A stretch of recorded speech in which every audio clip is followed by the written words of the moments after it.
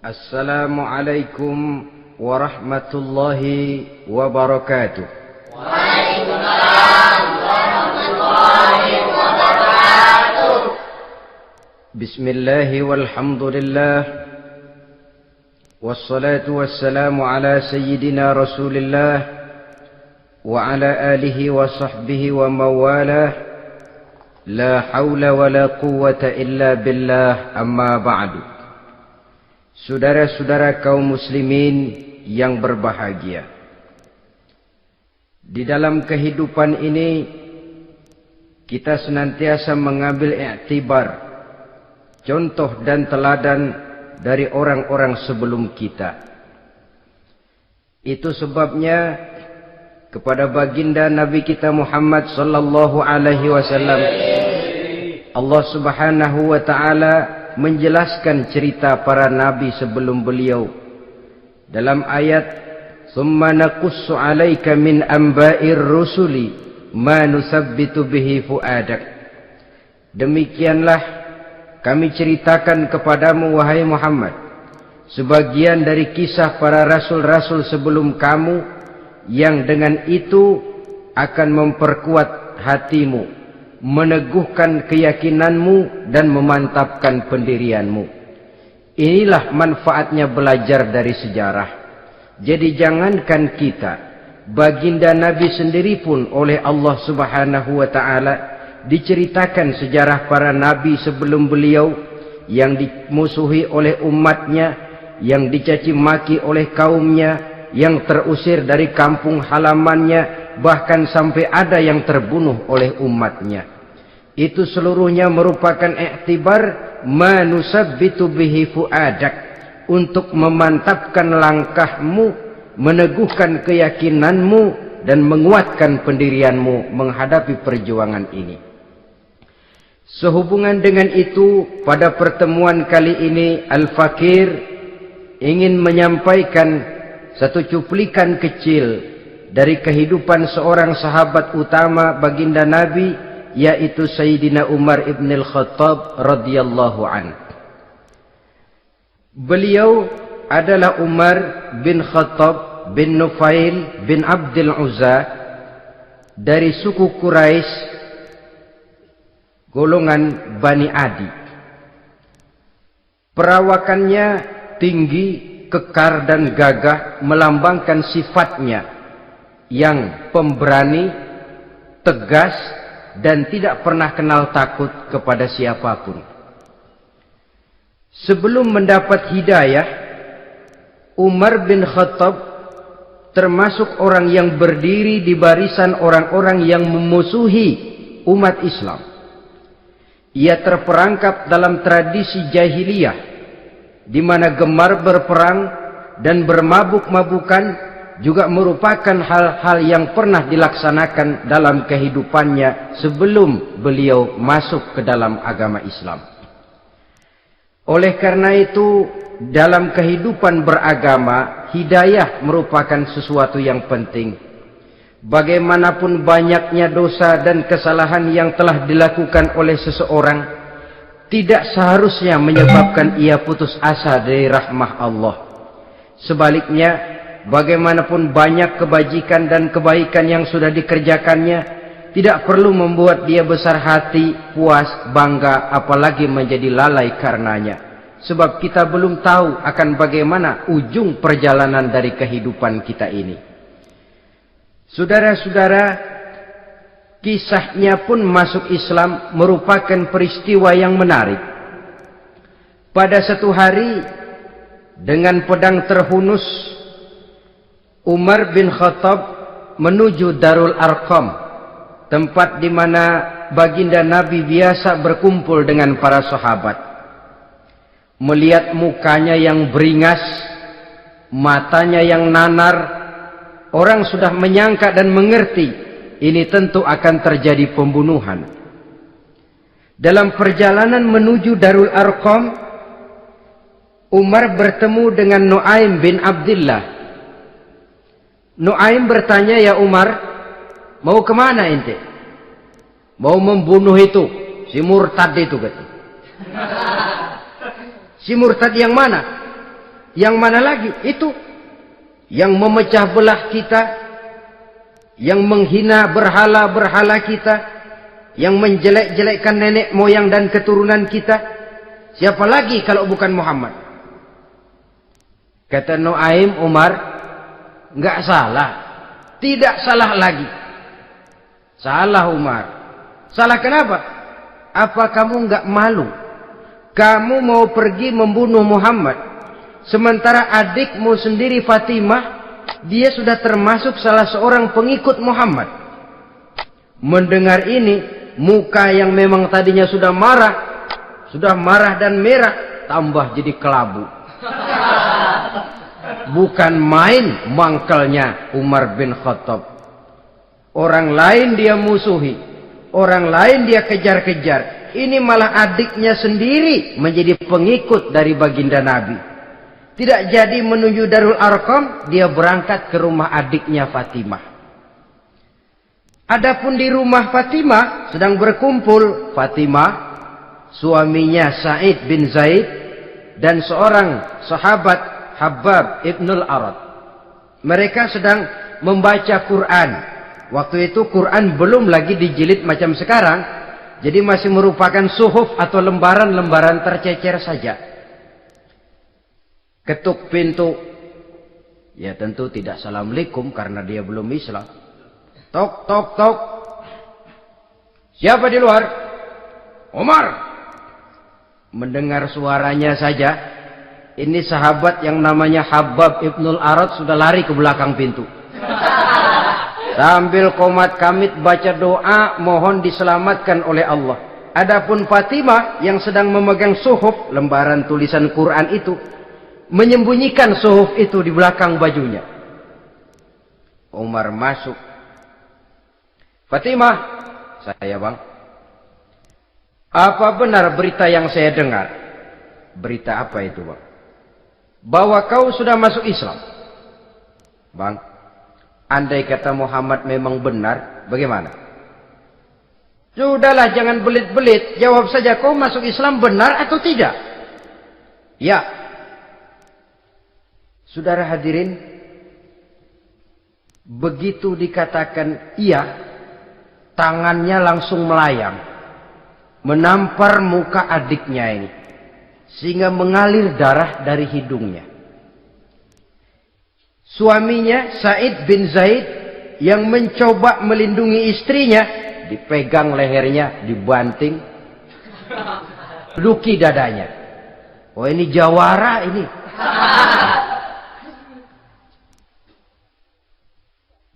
Namun pada saat sedemikian, suara kebenaran terpantul dari mulut Fatimah, adik dari Umar bin Khattab ini. Umar, apakah engkau memukul orang yang bersaksi bahwa tidak ada Tuhan melainkan Allah dan Muhammad Rasulullah? Apakah engkau menganiaya seseorang yang terpanggil untuk mengikuti kebenaran? Manusia macam apa engkau, Umar? Saudara, memang dia orang keras, tapi hatinya mudah menerima kebenaran. Sehingga mendengar kalimat adiknya ini tercenung dia sejenak, melongo, bengong kata anak sekarang. Ini kalau tidak karena keyakinan yang mantap, tidak mungkin orang ini, anak adik saya ini bicara macam begini. Umar, mengapa engkau memukul orang yang bersaksi bahwa tidak ada Tuhan melainkan Allah dan Muhammad Rasulullah? Mengapa engkau pukul orang yang mengikuti kebenaran, menerima hidayah dari Allah? Begitu yakin dan mantapnya, walaupun di tengah satu hal yang sangat menakutkan. Siapa yang tidak takut orang Quraisy berhadapan dengan Umar bin Khattab yang dikenal sebagai singa padang pasir pada waktu itu? Malahan dia termasuk salah seorang jagoan di tradisi masyarakat jahiliyah itu. Ada satu pasar yang namanya pasar Ukaz. Tiap tahun di pasar itu diadakan pesta. Pertama pertandingan syair. Jadi penyair waktu itu jadi kebanggaan. Syair-syair yang menang itu digantung di dinding Ka'bah. Jadi setiap suku akan bangga kalau mempunyai ahli syair yang hebat. Nah, lalu diadakan juga lah perlombaan balap kuda, memanah, termasuk gulat. Lah Umar ini tiap kali pertarungan mesti menang. Belum pernah ada yang berhasil mengalahkan dia. Jawara. Saudara-saudara, mendengar adiknya begitu mantap hatinya, apalagi ketika adiknya berkata begitu, suhuf, lembaran yang disembunyikan di belakang bajunya tersembul. Apa yang kau sembunyikan di balik bajumu itu? Suhuf. Apa suhuf itu? Lembaran Al-Quran. Coba saya lihat. Enggak boleh. Kenapa? Kamu kotor. Orang kotor tidak boleh megang Quran. Saya mau lihat. Enggak boleh. Kalau kamu mau lihat, mandi dulu. Diturutinya permintaan adiknya itu. Lalu diambilnya suhuf tadi. Dia baca. Kebetulan ayat yang dibacanya, ayat pertama dari surah Toha, yang berlanjut dengan ayat 14 pada surah yang sama. Dia baca. Bismillahirrahmanirrahim. Toha. Ma anzalna ilaikal Qur'ana litashqa illa tazkiratan liman yakhsha. Taha, tidaklah aku turunkan Al-Quran ini untuk bikin sukar manusia, melainkan merupakan pengingat bagi orang-orang yang takut kepada Allah. Lalu pada ayat ke-14, Innani anallahu la ilaha illa ana fa'budni. Sesungguhnya akulah Allah, tidak ada Tuhan melainkan aku, maka hendaknya hanya kepadakulah kamu menyembah. Wa aqimis sholata li dzikri, dirikanlah salat untuk mengingat aku. Innas sa'ata atiyatun akadu ukhfiha litujza kullu nafsin ma tas'a.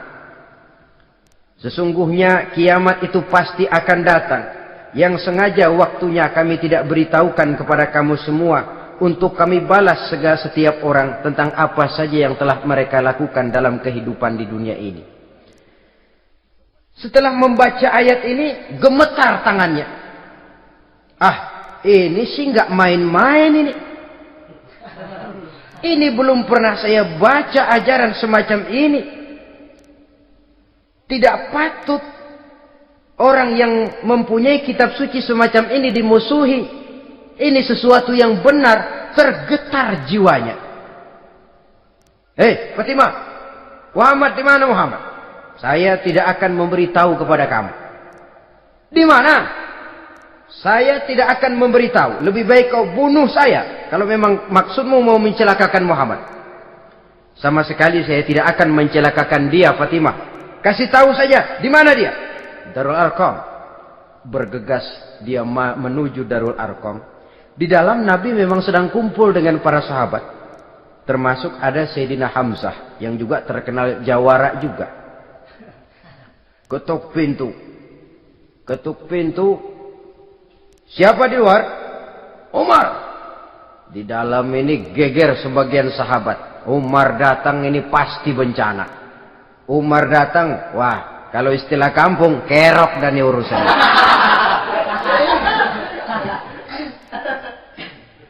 Tapi baginda Nabi menenangkan mereka. Tenang. Mudah-mudahan ada hikmahnya. Sayyidina Hamzah tampil. Bukakan dia pintu. Kalau niatnya baik, kita terima. Kalau niatnya tidak baik, saya paling depan. Dibukakan pintu.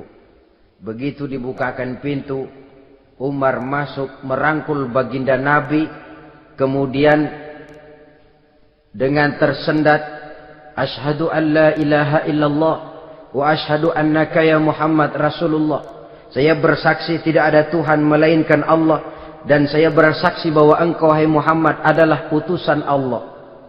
Sahabat takbir semua. Allahu Akbar, Allahu Akbar. Kegembiraan meliputi suasana ketika itu. Kenapa? Karena sebelumnya dikala Umar belum masuk Islam, dia merupakan ganjalan yang paling dikhawatirkan oleh umat Islam.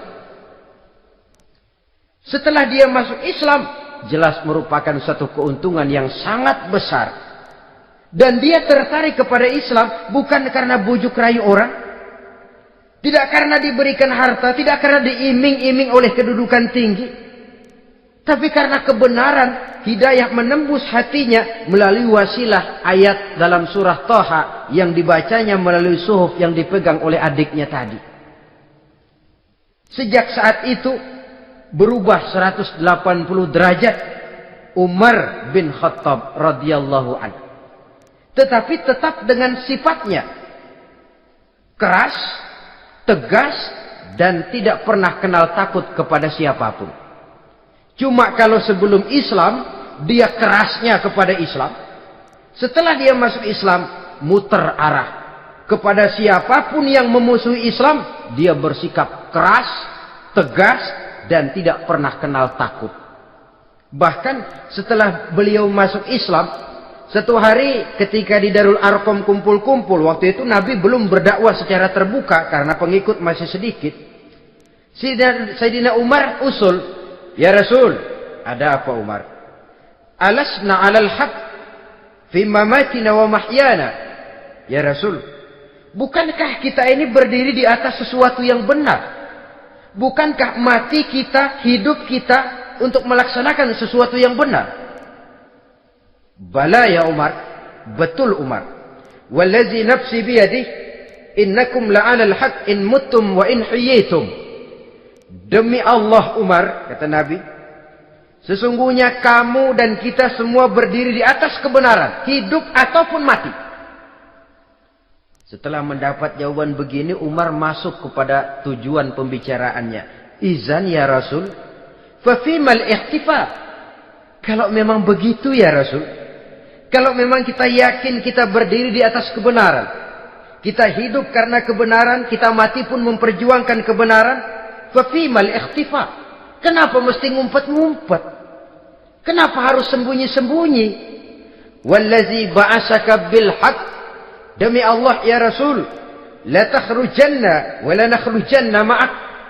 Tuhan harus keluar menyampaikan Islam ini secara terbuka, dan kami akan mendampingi Tuhan dengan segenap jiwa dan raga. Sekali masuk Islam gak tanggung-tanggung. Yang kayak begini ini yang kita perlukan sekarang ini. Begitu masuk Islam, nggak tanggung seluruhnya, jiwa dan raganya masuk Islam. Beliau yang pertama kali mengajukan ide, kenapa harus dakwah sembunyi ya Rasul? Wong kita berdiri di atas kebenaran, memperjuangkan sesuatu yang hak. Kalau kita mati, kita pun mati membela kebenaran. Kenapa mesti fafimal ikhtifa? Kenapa harus sembunyi-sembunyi? Mulai sekarang mari keluar ya Rasul, saya akan dampingi Tuhan, nyawa taruhannya. Saudara hadirin yang saya hormati, selalu dia tempat-tempat yang pernah dia melaksanakan maksiat sebelum dia Islam, selalu dia kunjungi sampai dia berkata, tidak ada tempat yang pernah saya melakukan kesalahan sebelum saya Islam yang harus saya tutupi dengan kebajikan setelah saya Islam sekarang ini. Bahkan ada satu riwayat menjelaskan beliau itu yang tinggi badannya, kekar perawakannya, gemetar orang ngadepin dia. Tapi beliau sendiri sangat mudah gemetar kalau sudah mendengar ayat-ayat Allah. Sehingga ada satu riwayat menjelaskan Sayyidina Umar itu setelah masuk Islam, kalau sholat kadang-kadang bila menoleh ke kanan, beliau senyum. Bila menoleh ke kiri, beliau menangis, berurai air mata. Ada orang bertanya, ya Umar, kenapa menengok ke kanan kau senyum, ke kiri kau menangis? Itulah kalau saya ingat jahilnya saya sebelum Islam. Adapun bila saya menoleh ke arah sebelah kanan, saya tersenyum. Teringat betapa dulu saya membuat berhala dari korma. Saya tumpuk-tumpuk, saya susun begitu.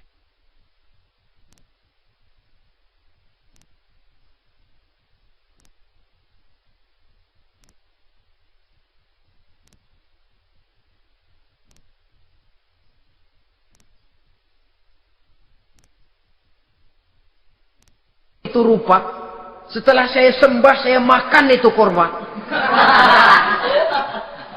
Gagah betul saya waktu itu, sampai Tuhan pun saya makan.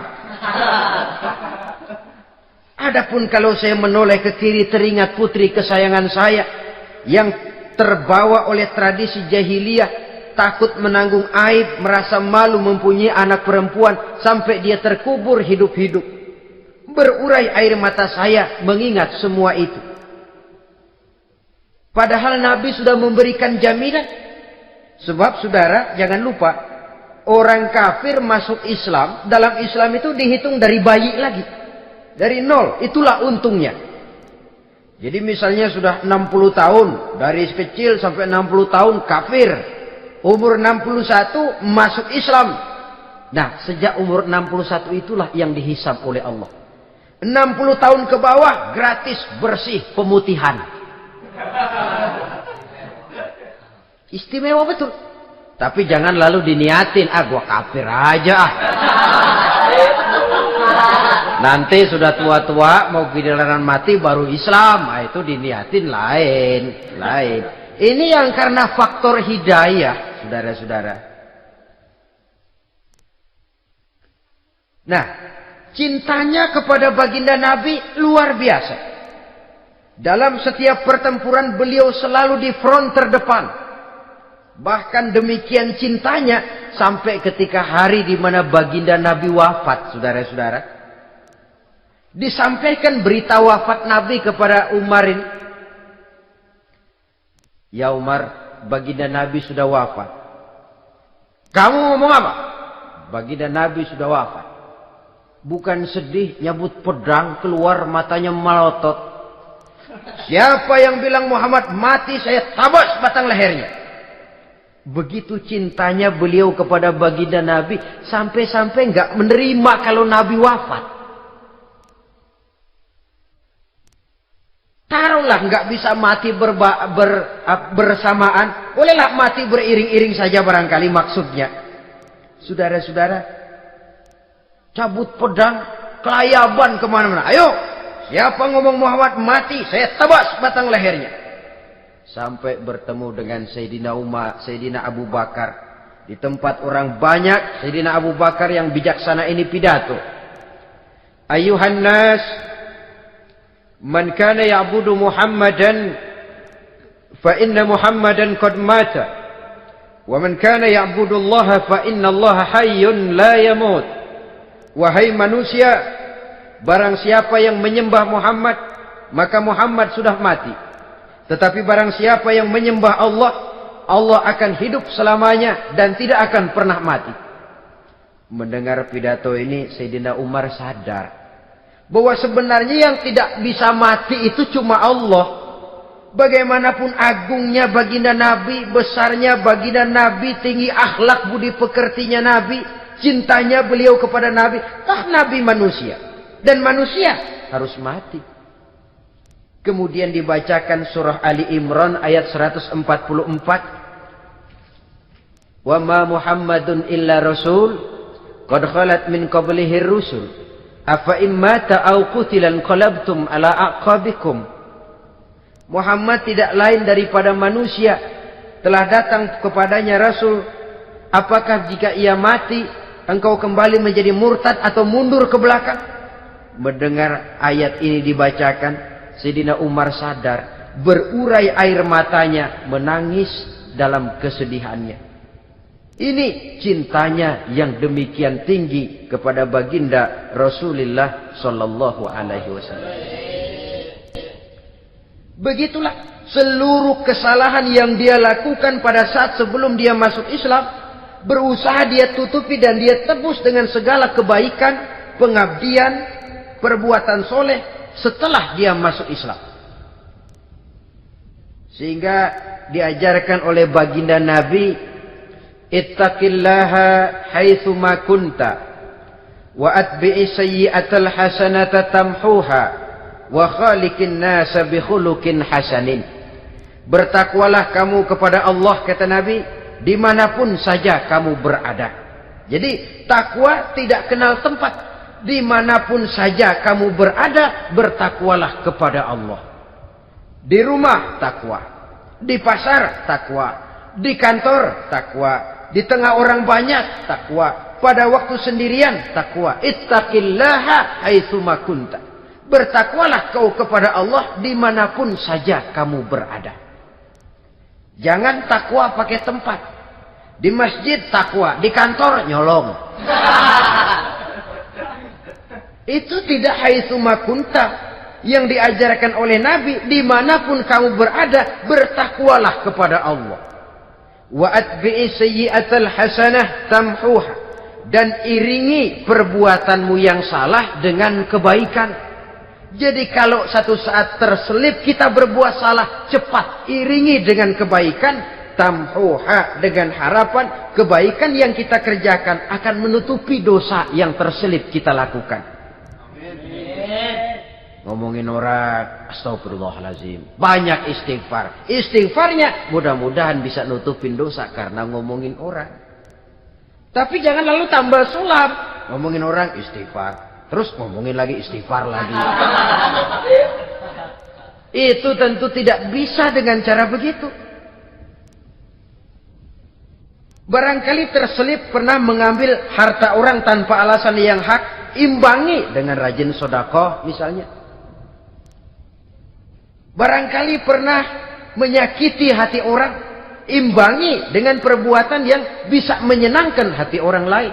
Itu namanya mengiringi perbuatan yang bersifat salah dengan kebajikan. Ini yang dilakukan oleh Sayyidina Umar. Setiap pelosok hampir dia datangi. Tempat-tempat di mana dia pernah melakukan kesalahan sebelum Islam, di sana dia tegakkan kebajikan dan kebaikan. Kegagahannya, keperkasaannya, keberaniannya sepenuhnya bulat-bulat sudah diwakafkan untuk kepentingan Islam. Saudara hadirin yang saya hormati, diperlukan orang-orang yang punya keberanian macam Sayyidina Umar. Berani karena panggilan hidayah, bukan berani babi. Babi berani juga babi, cuman nyeruduk. Artinya berani yang tanpa pertimbangan. Berani yang tanpa pertimbangan pada akhirnya akan menyulitkan kita sendiri. Beliau gagah, beliau berani, beliau punya kekuatan, beliau punya wewenang. Dan itu dimanfaatkannya untuk menjadi backing baginda Nabi kita Muhammad sallallahu alaihi wasallam. La takhrujanna wa la nakhrujanna ma'ak ya Rasul. Ya Rasul, keluar, sampaikan dakwah secara terbuka. Saya akan mendampingi Tuhan. Jika ada yang ganggu Tuhan, saya paling depan. Backing yang mendampingi Rasul untuk menyampaikan risalah Islamiyah ini. Saudara hadirin yang saya hormati, wa khaliqin nasa bi khuluqin hasanin, kata Nabi. Dan pergaulilah manusia dengan akhlak yang baik. Karena dengan ini kau bisa mengambil hati orang. Dalam hadis lain katakan, innakum la tas'una an-nasa bi amwalikum walakin yas'uhum minkum bastul wajhi wa husnul khuluq. Kamu tidak akan bisa menyenangkan orang banyak dengan hartamu, tapi kamu bisa ambil hati mereka dengan budi pekerti yang luhur dan muka yang manis. Dengan harta belum tentu kita bisa menyenangkan semua orang. Tapi budi pekerti yang luhur, muka yang manis, itu yang akan bisa membuat kau menyenangkan orang banyak.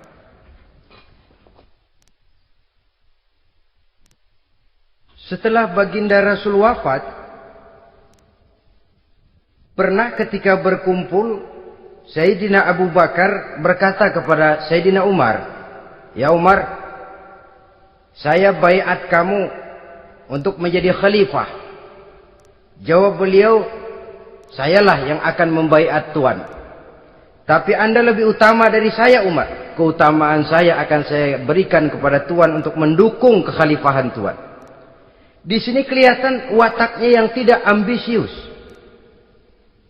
Gagah, berani, perkasa, tapi tahu diri. Enggak nyelonong. Tidak menggunakan kekuasaannya, kegagahannya untuk maksud yang sewenang-wenang. Oleh karena itu setelah Sayyidina Abu Bakar wafat, beliau dilantik menjadi khalifah, keluarlah pidatonya yang terkenal. Ayuhan nas, inni qad wullitu alaikum walastu bi khairikum. Hai manusia, aku telah dipilih menjadi pemimpin kamu. padahal aku bukanlah orang yang terbaik di antara kamu. Kalau tidaklah karena aku melihat keutamaan, keteguhan yang dapat melindungi kalian, berat rasanya aku memikul amanah ini. Sebab apa? Alangkah beratnya menunggu datangnya perhitungan di akhirat nanti terhadap Umar. Ini yang jadi motifnya memegang jabatan khalifah. Sungguh berat bagi Umar menunggu datangnya saat perhitungan. Sehingga seolah-olah kalau bisalah jadi Umar bin Khattab saja, jangan jadi khalifah kalau bisa. Tapi moya umat sudah kadang memilih. Sehingga benar kalau dalam satu hadis Nabi pernah mengajarkan jangan memberikan satu jabatan kepada orang yang memintanya. Sebab orang kalau sudah minta jabatan, apalagi pakai jilat-jilat, pakai upeti-upeti, tentu ada tendensinya. Ada batu di balik udang. Kalau udang di balik batu kan mungkin nggak kelihatan, tapi kalau batu di balik udang kelihatan betul itu. Ada maunya, ambisinya. Jangan memberikan satu jabatan kepada orang yang memintanya. Seakan di batinnya Sayyidina Umar menyesali. Kenapa Umar nggak jadi Umar saja, kok mau jadi khalifah gitu. Alangkah berat perhitungan buat saya di akhirat nanti. Nah, setelah jadi khalifah, sebagai satu i'tibar, saya akan mencoba mengemukakan beberapa sifatnya yang menonjol untuk pelajaran buat kita semua.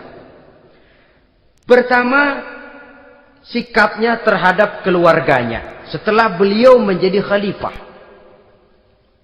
Kedudukan sebagai keluarga Umar bin Khattab bukan merupakan kedudukan istimewa. Itu ditanamkan betul kepada keluarganya. Jangan karena bapakmu khalifah, lalu mentang-mentang anak khalifah kau merasa dapat fasilitas, merasa bisa berbuat semau-maumu, kau harus punya tanggung jawab dan beban moral, memberikan contoh yang lebih baik kepada rakyat.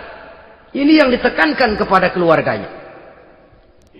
Kalau beliau mau mengeluarkan undang-undang, undang-undang itu lebih dahulu dibicarakan di tengah keluarganya, kumpul anak-anaknya, ini akan ada undang-undang begini. Siapa di antara kalian mau mentaati, persilakan, yang tidak pun persilakan. Tapi saya ingatkan, kalau ada dari keluarga Umar yang melanggar peraturan yang saya keluarkan ini, saya akan menghukumnya 2 kali lipat karena dia keluarga saya. Menghukumnya 2 kali lipat karena dia keluarga saya. Jadi bukan mentang-mentang anak babe, lalu kebal hukum. Tidak. Siapa yang di antara kalian melanggar peraturan ini, akan aku kenakan hukuman 2 kali lipat karena dia keluargaku. Nah, saudara hadirin yang saya hormati, lalu berwibawa, dijaga betul keluarganya. Suatu hari beliau datang ke rumah putranya Abdullah bin Umar. Ketika masuk dilihatnya Abdullah bin Umar sedang makan daging. Makan daging. Merah muka Umar. Mentang-mentang anak khalifah ya. Mentang-mentang anak Amirul Mukminin ya, kamu makan daging. Lihat tuh rakyat kita masih banyak yang kelaparan, makan daging, makan roti keras. Padahal itu halal. Sesuatu yang diperoleh dengan usahanya sendiri. Tetapi begitu hati-hatinya Umar untuk menjaga pandangan orang. Keluarga khalifah merupakan beban moral sebab akan dijadikan contoh oleh rakyatnya. Mentang-mentang anak khalifah ya, makan daging. Lihat tuh rakyat, roti keras digarotin. Lain saat beliau pergi ke satu pasar. Di situ dilihat ada sapi gemuk-gemuk. Tempat lain sapinya kurus-kurus. Tanya, ini yang gemuk-gemuk sapi siapa? Sapi Abdullah bin Umar. Sapi anaknya. Panggil Abdullah bin Umar, suruh sini. Datang anaknya itu. Abdullah bin Umar, bagaimana ceritanya sampai ini? Begini, Bapak. Dahulu itu dengan uang saya beli sapi kurus-kurus. Lalu saya rawat. Saya berikan upah orang untuk merawat sapi-sapi itu. Sampai sekarang dia menjadi gemuk. Akan saya jual dan keuntungannya tentu sesuatu yang halal. Subhanallah, kata Umar. Kau ini anak Amirul Mukminin. Jual sapimu. Ambil modalnya, untungnya, masukkan Baitul Mal untuk urus kepentingan orang Islam. Dia nggak mau anaknya terlibat bisnis, ndompleng kekuasaan ayahnya. Karena mentang-mentang anak khalifah lalu segala macam bisnis lancar. Orang takut karena apa? Anak babe. Ada lagi. Pada waktu pembagian harta ghanimah, putri beliau yang namanya Hafsah, ini adalah istri baginda Nabi, meminta bagian. Kaum kerabat ayah, ini kerabat khalifah, kitalah dulu kerabat. Kalau kau kerabatku, maka jatahmu nanti dari ayahmu. Harta ini masih lebih banyak dibutuhkan oleh orang-orang Islam. Nanti belakangan kalau ada sisanya. Belakangan kalau ada sisanya. La haula wala quwata illa billah.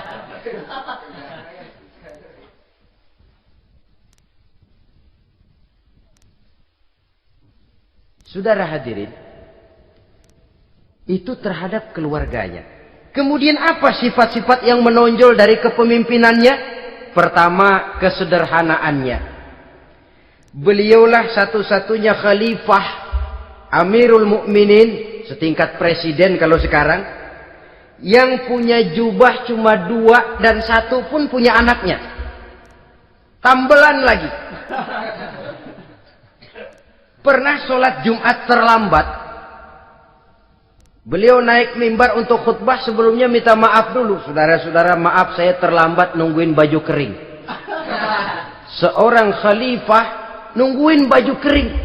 Sederhana dalam kehidupannya. Mari kita ambil satu cerita lagi. Pada waktu beliau jadi khalifah, yang diangkat jadi gubernur di Mesir adalah Amr bin As. Amr bin As hidupnya lebih mirip kaisar. Istananya besar, pakaiannya bagus-bagus.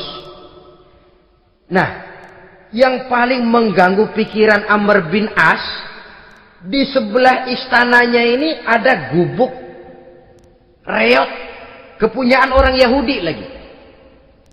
Ah, ini nggak pantas bener, masa di samping istana gubernur ada gubuk reot. Orang Yahudi lagi yang punya. Ini mesti, udah, bikin saja rencana, panggil dinas tata kota, bikin planning. Di sini mau dibangun masjid, proyek negara. Bikin gambarnya, susun anggarannya, tender.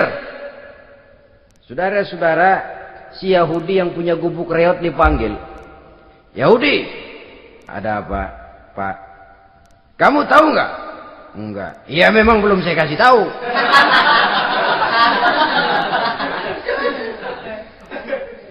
Ada apa, Pak? Itu kamu punya gubuk. Tahu? Kena proyek. Proyek apa, Pak? Kami mau bangun masjid besar di situ.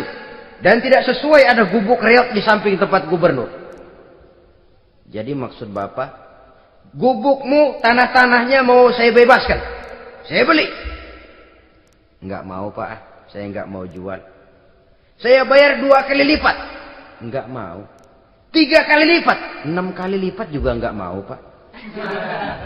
Saya dari muda peres keringat banting tulang cuma segitu-gitunya, Pak, tempat saya tinggal. Gubuk reot sama tanahnya sedikit. Makmur saya, Pak, cuma rumah sama sumur.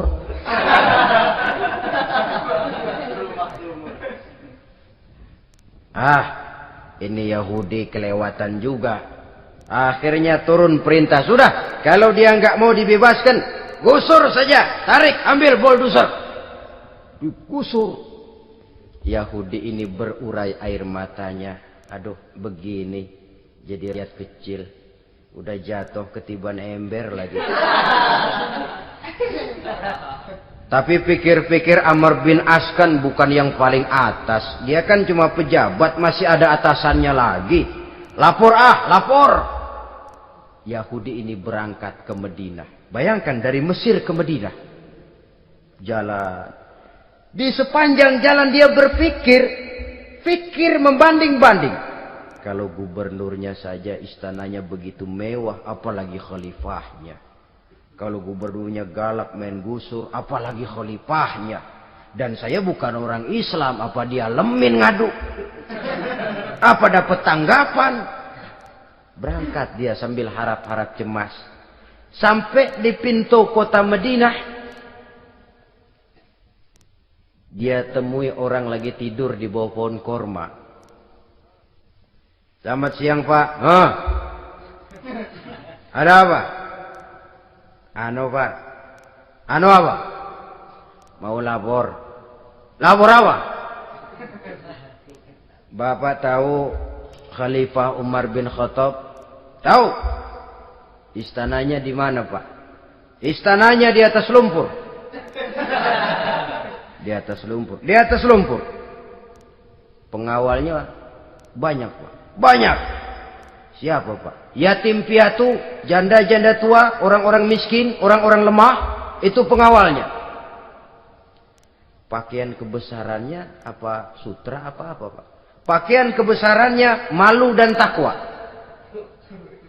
Saya nggak ngerti, Pak. Itulah Umar bin Khattab. Lalu orangnya sekarang di mana, Pak? Di depan ente. Rupanya yang dia tanya itulah orangnya. Gemeter Yahudi ini, keringat bercucuran. Coba, istananya di atas lumpur.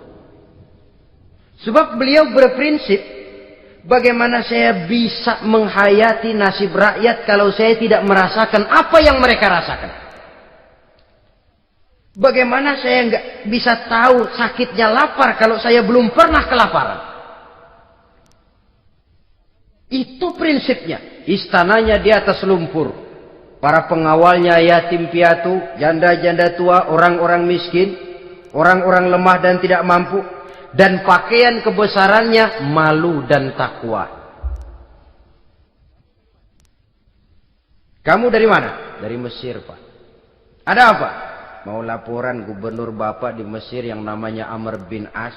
Kenapa? Main gusur aja, Pak. Ceritanya? Iya, dia mau bangun masjid. Kebetulan di areal itu saya punya tanah sama gubuk segitu-gitunya. Saya nggak mau dibeli. Digusur, Pak. Saya mau mencari keadilan. Begini. Kamu lihat tempat sampah itu? Lihat. Di situ banyak tulang. Coba kamu ambil kemari satu. Tulang unta, bawa sini. Bingung Yahudi. Pak, saya kemari mau cari keadilan. Kalau tulang mah di Mesir juga banyak, Pak. Sudahlah, pokoknya kau ambil saja tulang itu. Dicoker-coker, dapat, dikasih.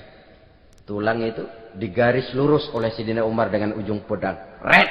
Nah, kau bawa kepada Amr bin As. Makin bingung itu Yahudi. Suruh bawa tulang cuman digaris. Nanti saya ngomong apa, Pak? Sudahlah, kasih saja. Pulang dia. Sampai di Mesir. Tuan Gubernur, ada apa? Saya baru menghadap khalifah. Kemudian beliau sampaikan ini, dikasih tulang. Amr bin As ngelihat tulang ada goresan lurus dengan ujung pedang, gemetar, badannya keluar keringat dingin, panggil kepala proyek, proyek batal, masjid nggak jadi didiriin, itu gubuk Yahudi diriin lagi. Ini Yahudi makin bengong. Ini gubernur dapat tulang doang segitu takutnya.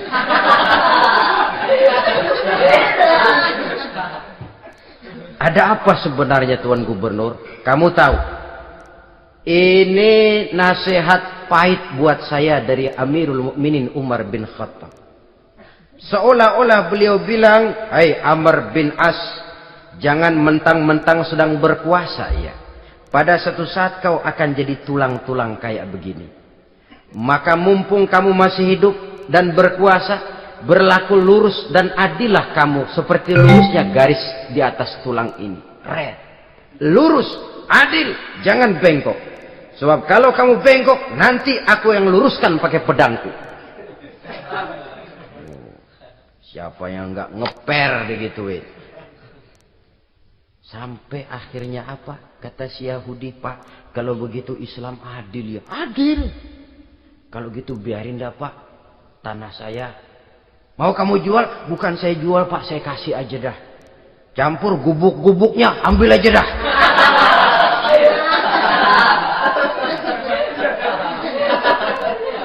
Masuk Islam si Yahudi ini oleh karena keadilan dari Umar bin Khattab. Begitulah kesederhanaan hidupnya. Sampai saudara, yang ironi betul, pernah Utsman bin Affan, Ali bin Abi Thalib, Thalhah dan Zubair kumpul mendengar berita bahwa Sayyidina Umar ini punya hutang. Bayangkan, seorang khalifah untuk melangsungkan hidupnya sampai punya hutang. Padahal Baitul Mal di bawah kekuasaannya. Berunding Utsman, Ali, Thalhah, Zubair. Kalau kita langsung ngomong sama Umar nggak enak dong, dia nggak bakalan terima. Lewat putrinya aja, Hafsah. Baik. Hafsah ngomong sama Umar, Abah, kenapa? Bagaimana kalau honor Abah ditambah, ditingkatkan supaya hutang bisa ketutup? Hafsah, saya Abah. Siapa yang nyuruh kamu ngomong begitu? Enggak ada. Ada. Saya tahu ada ini. Kalau enggak ada kamu enggak mungkin ngomong begitu. Tapi orangnya kalau saya tuntut mereka mungkin enggak mau. Sekarang saya mau tanya Hafsah, kau kan istri Rasul, betul? Nah, saya mau tanya, suamimu makanannya apa? Daging? Bukan. Roti. Tempat tidurnya kasur empuk? Bukan. Kain kasar yang kalau musim panas kami bentangkan, kalau musim dingin separuh buat tidur, separuh buat selimut. Pakaian yang dibelikan untukmu berapa banyaknya? Cuma 2. Nah, itu guru saya. Orang yang paling saya cintai. Dan itu yang saya ikuti. Bahkan setelah beliau wafat, Sayyidina Umar ini, hutangnya ditanggungkan kepada anaknya Abdullah bin Umar. Dan itu pun dilunasi dengan menjual rumahnya. Sehingga rumahnya itu disebut Darul Qadha, rumah bayar hutang. Begitu kesederhanaannya. Jadi nggak pakai aji mumpung jadi khalifah lalu kayak ikan gurita, tangan yang mana aja megang. Itu kan mental monyet. Monyet itu kan begitu. Tangan megang kiri kanan, mulut ngawal, kaki megang, temennya dikasih masih ngerampas juga. Monyet rakus betul itu. Itu kesederhanaannya. Kenapa kesederhanaan ini timbul? Karena sikap zuhudnya. Zuhud itu tarkud dunia li ajlil akhirah. Orang yang mengambil dunia hanya yang diperlukan dengan lebih mengutamakan kehidupan akhirat. Watak zuhudnya yang sangat menonjol. Dialah pahlawan yang paling berani di medan perang. Dialah imam yang paling khusyuk di masjid. Dan tidak jarang kalau sholat sendiri, begitu membaca ayat yang menceritakan neraka, nangis berurai air matanya. Saudara hadirin ma'asyiral muslimin rahimakumullah. Jadi kesederhanaan dan kezuhudan ini bukan lewat teori disampaikan oleh Umar. Bukan lewat penataran seluruh aparat. Tidak. Lewat contoh konkret. Inilah saya. Contoh sederhana dan zuhud. Bagaimana saya akan bisa merasakan penderitaan kalau saya sendiri tidak pernah menderita? Bagaimana saya akan tahu sakitnya lapar kalau saya belum pernah kelaparan? Maka tanpa penataran, tanpa upgrading segala macam, berhasil karena prinsip keteladanan. Beliau jadi contoh utama. Dan sumber utamanya tentu tidak lain karena contoh dari baginda Nabi besar Muhammad sallallahu alaihi wasallam. 2, sederhana, yang kedua zuhud. Yang ketiga, sifat yang menonjol dari kekhalifahannya adalah adil. Kalau sudah bicara soal hukum, dia tidak pernah kenal kompromi. Adalah seorang pemuka Nasrani masuk Islam. Namanya Jabalah bin Aiham. Ketika dia bikin haji, kain ihramnya keinjak orang Arab yang hitam. Badui. Jengkel. Dia merasa bekas tokoh. Enak aja nih orang udah jelek nginjak lagi. Ditempeleng orang tadi. Orang ini lapor kepada Umar. Panggil Jabalah bin Aiham. Panggil. Kau ditampar? Betul Khalifah. Tampar dia. Tampar lagi. Dipukul orang itu. Di depan Sayyidina Umar. Jadi tidak karena kau ini bekas kepala suku, kau ini bekas orang terhormat, lalu ada kebijaksanaan yang tidak bijaksana. Kebijaksanaan yang akhirnya jadi tidak bijaksana. Dan itu memang sudah dimulai dengan memblokir keluarganya. Tidak satu keluarganya pun yang boleh mempunyai perasaan bahwa menjadi keluarga khalifah merupakan fasilitas dan keuntungan. Kau jangan makan di atas punggungku. Kau jangan menikmati fasilitas di atas keringatku. Dan tidak ada keinginan mewariskan jabatan khalifah kepada anak-anaknya. Pernah beliau musyawarah, saya bingung, kenapa khalifah? Gubernur Kufah ini sulit nyari orang. Diangkat yang lemah, rakyat ngeluh. Diangkat yang keras, rakyat juga ngeluh. Ada calon khalifah. Kalau ini mah nggak salah lagi nih buat gubernur Kufah. Siapa? Abdullah bin Umar. Anak beliau sendiri. Melotot matanya. Jangan macam-macam kau. Cukup satu orang Umar memegang jabatan ini. Kalau berhasil, kami keluarga Umar sudah merasakannya. Kalau gagal, cukup kegagalan seorang Umar. Tidak berusaha mengorbitkan anaknya. Wah, anak babeh diangkat jadi ano. Tidak, malah diblokir. Cari yang lain. Tapi Abdullah bin Umar cukup syarat ya khalifah. Dia orang bertakwa dan soleh. Yang takwa dan soleh bukan cuma anak Umar. Anak orang lain juga banyak yang takwa dan soleh. Itu prinsipnya. Sehingga ketegasannya ini membuat orang jadi sungkan. Dan tidak seorang pun berani kirim-kirim upeti hadiah. Pernah itu ada pejabat dari Azerbaijan kirim makanan. Kue, mending apa? Kue. Gitu dicicipi enak. Enak juga ya kue ini. Enak khalifah. Ini di sana apa makan rakyat biasa? Bukan. Ini makanan orang-orang VIP. Nah, dibungkus lagi itu kue. Dibungkus. Ontamu mana? Di luar. Ambil, bawa pulang, serahkan lagi kepada gubernur di sana, kasih tahu salam dari Umar bin Khattab. Kenyangkan dulu rakyat dengan makanan seperti ini. Kita belakangan. Jadi kalau rakyat lapar, saya orang pertama yang akan merasakan kelaparan. Tapi kalau rakyat makmur, biarlah saya menjadi orang terakhir yang kenyang. Kan bagus prinsip itu. Jikalau rakyat kelaparan, saya akan jadi orang pertama yang merasakan lapar. Tapi kalau rakyat makmur, biar saya jadi orang terakhir yang kenyang. Jangan dibalik. Pada saat rakyat kelaparan, dia kekenyangan. Dan selanjutnya, sikap keadilannya ini, saudara-saudara, menyebabkan hukum lalu jadi berwibawa. Pernah, beliau jalan-jalan di lorong kota Madinah. Di tempat yang namanya Harah bersama Aslam. Ada ibu-ibu, anaknya nangis. Lapar ma. Sabar, dikit lagi matang katanya. Emang tuh ibu lagi ngerebus. Bunyi, air ngegulak. Luguk. Umar lihati dari jauh. Belum juga matang.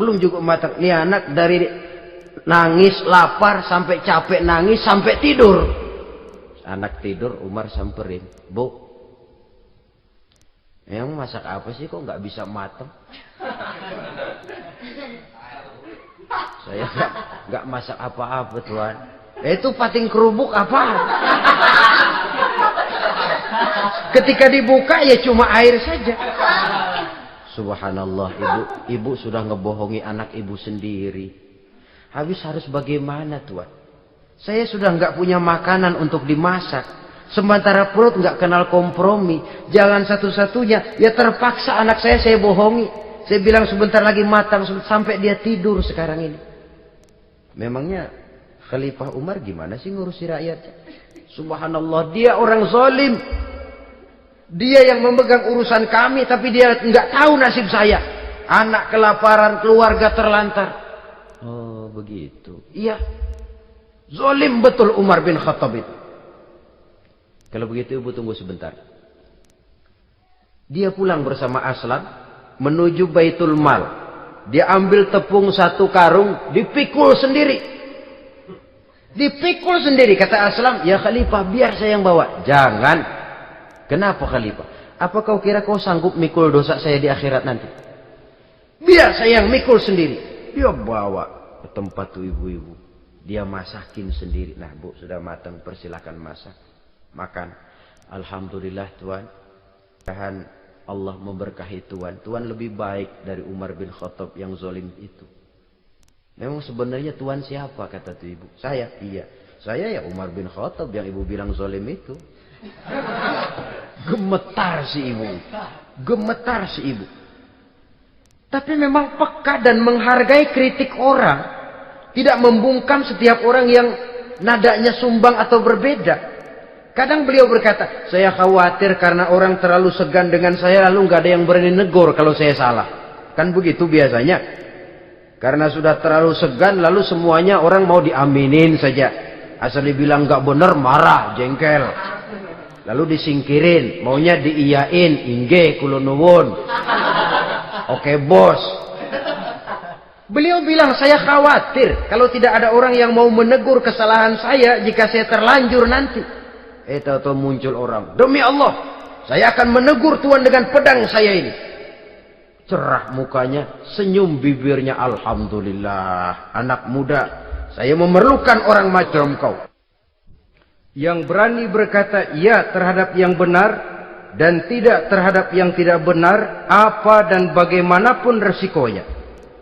Di sini kelihatan sikap beliau menghadapi orang yang berbeda pendapat. Keadilan, keberanian dan ketegasan, cepat menerima kebenaran, merupakan serentetan dari sifat-sifat utama beliau sejak masuk Islam sampai menjadi khalifah yang kedua. Bahkan dengan jasa beliau, Islam kemudian tersebar, menembus dinding Jazirah Arabia, memasuki Bizantium dan Persia, sehingga beliau juga dikenal sebagai periode Al-Futuhat Al-Islamiyah. Nah, saudara-saudara, inilah cuplikan kecil dari kehidupan seorang agung dan besar yang memang sangat terbatas kata-kata untuk melukiskan kebesaran itu. Namun yang secuplik ini mudah-mudahan menjadi sumbangan moral dalam rangka kita memperbaiki diri menuju kehidupan yang lebih baik. Terima kasih banyak atas segala perhatian. Mohon maaf atas segala kekurangan. Usikum wa nafsi bitaqwallah. Wassalamualaikum warahmatullahi wabarakatuh.